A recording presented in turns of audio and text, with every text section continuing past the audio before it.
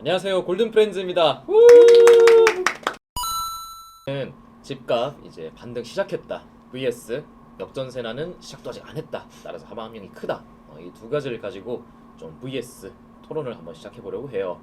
되게 많이 얘기가 나오는 주제죠. 저도 생각이 좀 많고 그리고 또 어떻게 갈지 참 많이 혼란스러운데요. 저희 멤버들 저를 포함해서 의견들을 한 번씩 들어보도록 하겠습니다.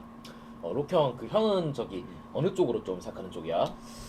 나는 개인적으로는 그러니까 지금 되게 그 수도권 시장 자체가 부동산 시장 자체가 많이 오르고 있다라고 기사들이 계속 쏟아 나오고 있기는 하지만 이게 그전처럼 엄청난 급등을 이제 하고 이렇게 하기보다는 조금은 보합세로 갈 가능성이 좀 클 것 같다라는 생각이 좀 많이 들거든. 사실 이렇게 생각하는 이유는 나는 되게 실수요적인 입장에서 생각을 해봤을 때 이제 그런 생각이 들었던 거야. 왜냐면 내가 예를 들어서 그 이제 월급을 한 300만 원 정도 받는 사람이라고 했을 때 내가 이제 주택담보대출을 이제 받는다고 했을 때 약 뭐 한 3억 정도를 받는다고 하면 뭐 5%라고 했을 때 얼마 정도 나올까? 한 달에 한 120, 130 정도 이제 나오게 될 거란 말이야. 그런 식으로 그 내가 실제 주택담보대출을 받았을 때 그 이자 금리 자체가 내가 받는 월급에 비해서 이거를 얼마 정도 이상 더 큰 이런 금액을 내가 감수할 수 있을 정도의 여력이 난 되지 않는다고 사실 보는 편이기 때문에 이게 물론 뭐 뭐 인플레이션의 영향이라든지 뭐 이런 것들도 분명 더 있고 뭐 금리의 영향을 받고 어쩌고 하는 그런 그 큰 거시적인 부분도 있겠지만 미시적으로 파고들어서 실제 실수요자들의 입장에서 봤을 때 이게 더 이상의 엄청난 금액들을 실수요자들이 감당할 수 있을 정도가 되지 않을 거라는 생각이 난 조금 드는 편이야.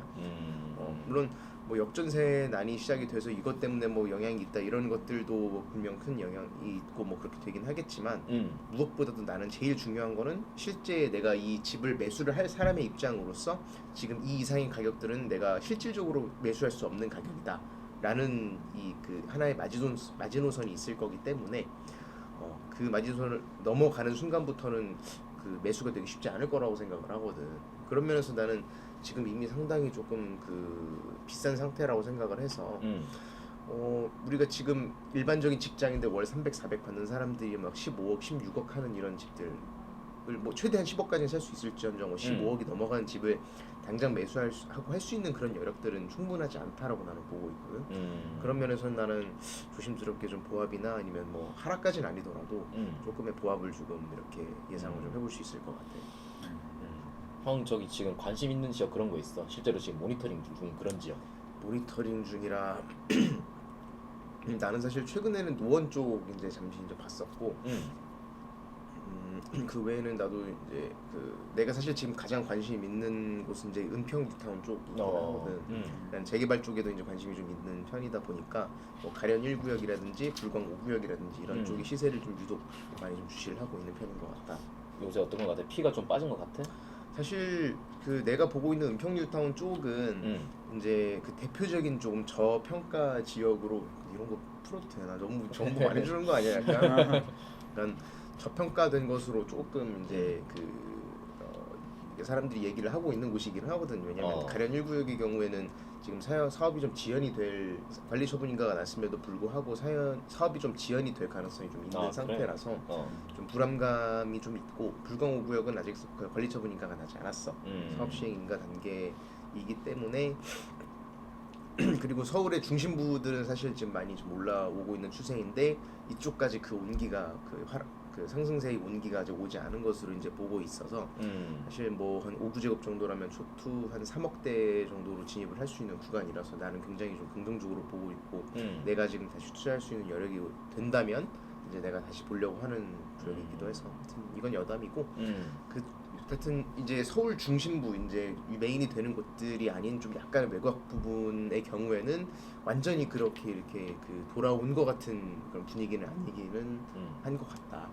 조금 사이드이긴 한데 상권에 있어서는 광화문 그다음에 여의도 그다음에 강남 이렇게 저기 좀 메인이라고 보잖아.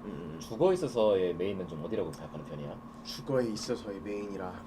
근데 나는 사실 뭐 강남 찬양론자라서 나는 항상 이제 강남에 가장 가까이 이제 갈 수 있는 가능성이 있는 곳들을 항상 그 제일 좀 좋다라고 보고 있기 때문에 뭐 누가 뭐래도 일단은 뭐 그 서초 반포라든지 뭐 송파구 뭐 동부 이촌동 아니면 뭐 강동구는 어때?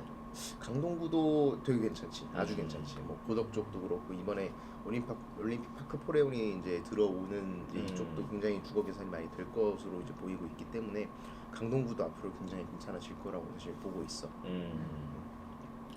그러면은 형 얘기를 좀 요약을 하자면 어떻게 얘기해 볼 수 있을까?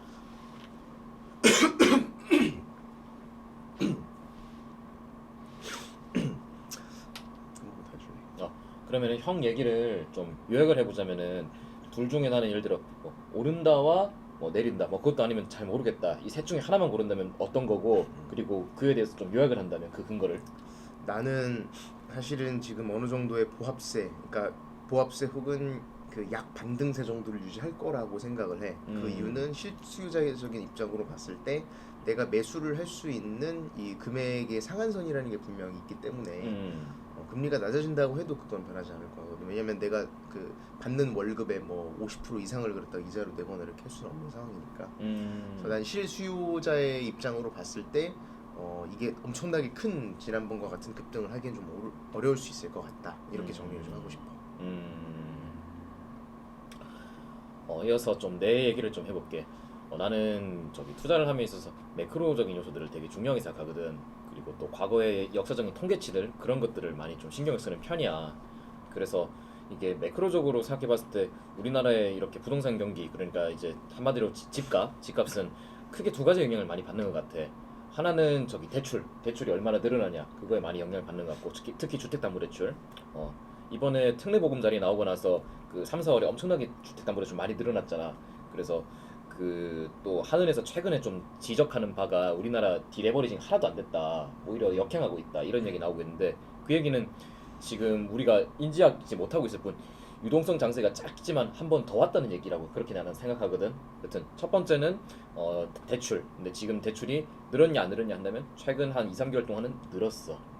이게 줄다가 한 2월까지는 줄었던 것 같아. 근데 3월, 4월 해가지고 5월까지는 좀 그 계속 늘어났던 추세야. 그리고 두 번째 무역 수지 그러니까 우리나라의 한마디로 경기 그게 또 중요하다고 생각하거든. 그 반등을 했어. 그러니까 수출이 있어서 이게 계속 내려가다가 우리나라의 중요한 수출 항목인 반도체가 조금 치고 올라왔거든. 5월 같은 경우에도 그래서 보면은 이게 경상수지였나 무역수지였나 내가 정확하게 기억이 안 나는데 아마 무역수지일 거야. 그 이게 계속 마이너스 찍다가 이제 자동차랑 그다음에 그 조선 때문에 좀 다시 플러스로 양전을 좀 했거든. 그런데 그래서 이 이후에 다시 좋아질 거냐 하고 이제 얘기한다면은 나는 다소 좀 회의적이야.